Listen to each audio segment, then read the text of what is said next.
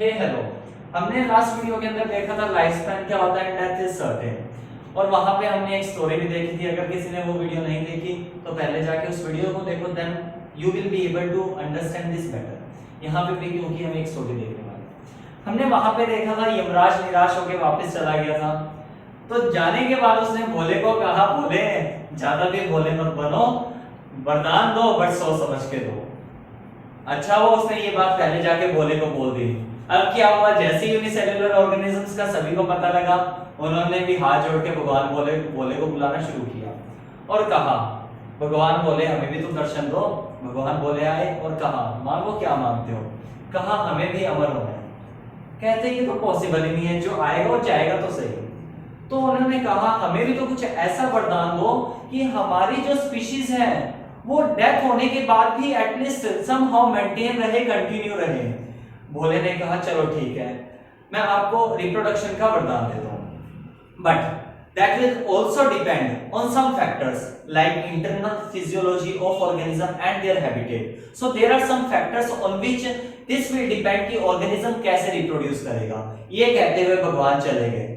अब बात आती है कि हमने ये बात तो कर ली कि रिप्रोडक्शन है वो क्यों इंपॉर्टेंट है। What is the importance of reproduction? That is important to ensure the continuity of species. Continuity of species. So reproduction is the process which ensures the continuity of species. Now, what do you mean by reproduction? Reproduction actual में होता क्या है? So, अगर हम scientific language की बात करें, reproduction is defined as the biological process in which an organism give rise to offspring. Offspring का मतलब होता है जो भी next generation के अंदर develop या produce होने वाला है, similar to itself. हम technical term को समझने की कोशिश करते हैं।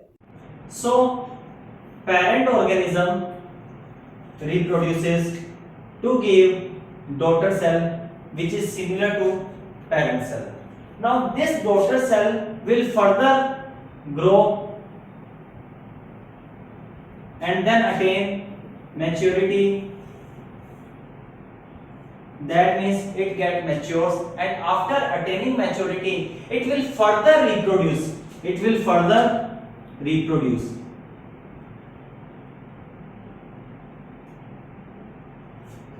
And after reproduction, as it gets aging, after that it will die. That means after reproduction, this individual will further give new daughter cell, and that daughter cell will further grow, attain maturity, and then after reproduction that will die. So this is all cyclic process. Now बेटा हम बात करते हैं similar की। जैसे कि मैंने थोड़ी देर पहले कहा, हम यहाँ पे वर्ड यूज कर रहे हैं सिमिलर, नॉट आइडेंटिकल। सिमिलर का मतलब आइडेंटिकल भी हो सकता है, नॉन आइडेंटिकल भी हो सकता है, लेकिन सिमिलर का मतलब यहाँ पे ये है कि अगर कोई कुत्ता है तो वो कुत्ते को ही जन्म देगा, अगर कोई ह्यूमन बीइंग है तो वो ह्यूमन बीइंग को ही जन्म देगा। ऐसा नहीं है कोई ह्यूमन बीइंग बिल्ली को जन्म दे रहा है या घोड़े को जन्म दे रहा है, ठीक है। अगर हम यहाँ पे बात करें, दो टर्म्स आती है आइडेंटिकल और नॉन आइडेंटिकल, जिसको हम फर्दर वीडियोस में देखेंगे कि कहाँ पे होता है। बट यहाँ पे समझने की बात ये है कि आइडेंटिकल और नॉन आइडेंटिकल होता क्या है। सिमिलैरिटी तो रहेगी। आइडेंटिकल मींस कि वो मॉर्फोलॉजिकली कि outer appearance and genetically internal appearance exactly parent से सिमिलर होगा। दैट इज रूबरू एकदम से आप मान के चलो जीरोक्स होगा पेरेंट के। अगर हम बात करें नॉन आइडेंटिकल सिमिलैरिटी की, दैट मींस वहां पे कुछ वेरिएशंस आएंगे, लेकिन फंक्शनिंग की बात करें या फिर हम फिजियोलॉजी की बात करें वो ऑलमोस्ट सेम होगी। सर फिजियोलॉजी कैसे? दैट मींस अगर उसका हार्ट है अंदर, लंग्स है या फिर किडनीज है, वो सारी की सारी फंक्शनिंग सेम रहेगी, लेकिन वो जेनेटिकली बात करें या मॉर्फोलॉजिकली बात करें वहां पे कुछ ना कुछ वेरिएशंस आएंगे। सो अभी हमने बात की what is the importance of reproduction और रिप्रोडक्शन होता क्या है। Now we will be talking about types और modes of reproduction, and it depends if there is involvement of one parent और if there is involvement of two parent. And if there is involvement of one parent then that condition is known as uniparental, and mode of reproduction is known as asexual reproduction.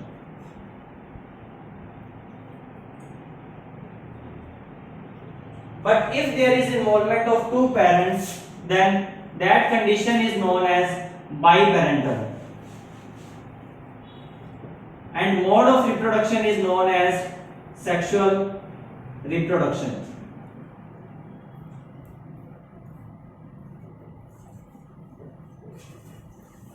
If we talk about gamete formation, अगर हम बात करें asexual reproduction की, asexual reproduction के case के अंदर gamete बन भी सकते हैं या फिर गैमेट नहीं बनेंगे। बट अगर हम बात करें बाई पेरेंटल कंडीशन की, यहाँ पर गैमेट फॉर श्योर बनेंगे ही बनेंगे, क्योंकि यहाँ पर हमारे पास दो पेरेंट्स इन्वॉल्व हैं, one is male and second is female.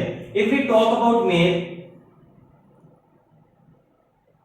Mail will form male gamete and female will form female gamete.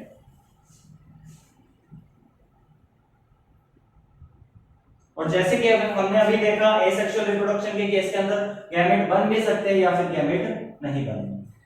अगर हम बात करें फर्टिलाइजेशन की, as we know fertilization is the fusion between male and female gamete. So यहाँ पर क्योंकि एक ही पेरेंट इन्वॉल्व है, so there is no process of fertilization. But if we talk about sexual reproduction, there are two types of parents, one is male which will produce male gamete, other is female which will produce female gamete. Now these gamete will fuse to form zygote. That means in sexual reproduction fertilization process occurs. Now in case of asexual reproduction, the offspring produced are morphologically and genetically similar to their parents. So that means we can say that they are identical to parents, and those identical offsprings are known as clones.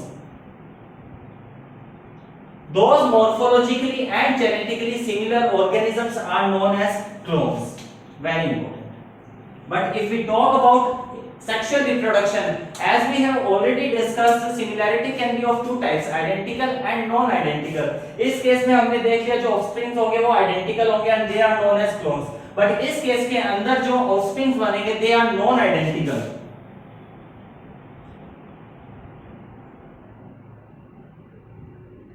Because there is involvement of two parents. अब ऐसा क्यों होता है, इसको हम next unit के अंदर deep में देखेंगे, जहां पर हम वेरिएशंस की बात करेंगे। अब नेक्स्ट वीडियो के अंदर हम ये देखेंगे कि एसेक्सुअल रिप्रोडक्शन और सेक्सुअल रिप्रोडक्शन एग्जैक्टली होता क्या है, इसके क्या टाइप्स हैं। सो हम उसको डिटेल में पढ़ेंगे। सो मिलते हैं नेक्स्ट वीडियो में। Okay bye, thank you.